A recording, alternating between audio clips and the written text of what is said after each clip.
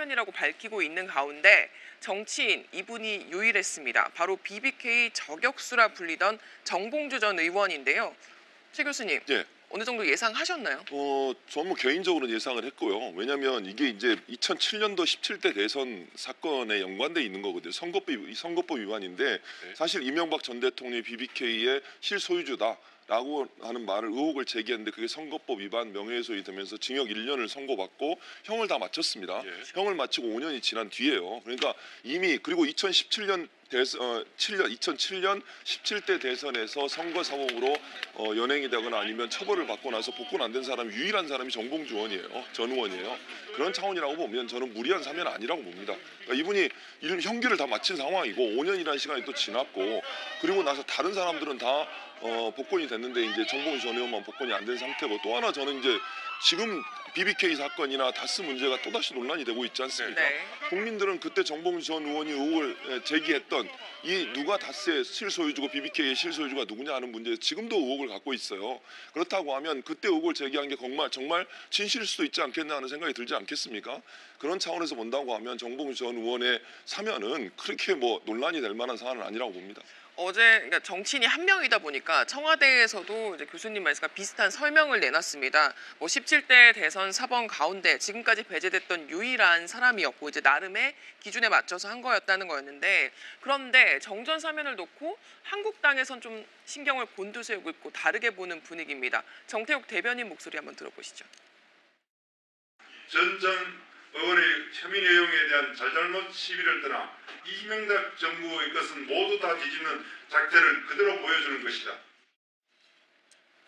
네, 검찰이 다스 횡령 의혹과 관련한 본격 수사팀을 이제 꾸린 시점에 공교롭게 또 MB 저격수인 전 의원이 사면 복권됐단 말이죠.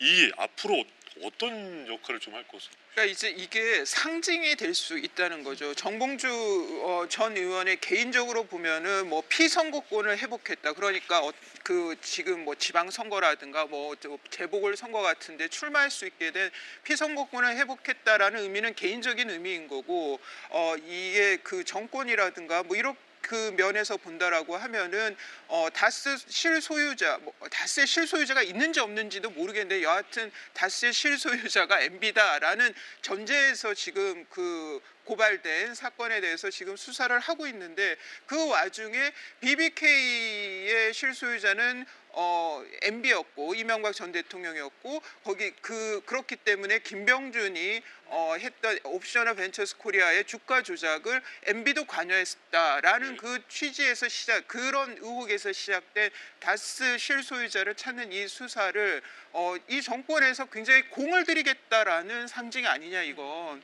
네. 그러면 무죄 추정의 원칙을 떠나서라도 그러니까 이런 것이 이 청와대가 주는 이 시그널이 검찰에도 영향을 분명히 줄 수도 있다. 뭐 그런 상징성도 한번 봐야 된다는 생각이 듭니다. 네, 소장님 어제 이명박 전 대통령이 또 SNS에 신년 메시지를 올렸는데 이런 부분이 눈에 띄더라고요. 메시지를 한번 보면 지금 역사의 고비를 넘고 있다. 풍파도 헤쳐나가고 이 역사의 고비를 직시하고 결의를 다지고 힘을 내자. 좀 눈에 띄는 부분이죠. 예, 뭐 풍파가 오고 있죠. 풍파가 이제 파도도 치고 바람도 불고 있으면 세차지고 있는 것이고 어쨌든 문재인 정부 들어서 처음에는 우리가 사이버 사령부 댓글 문제 김관진 전 장관 구속에서 나왔지만 여기서 이제 MB를 압박하려고 했는데 이 부분 이제 일단 피해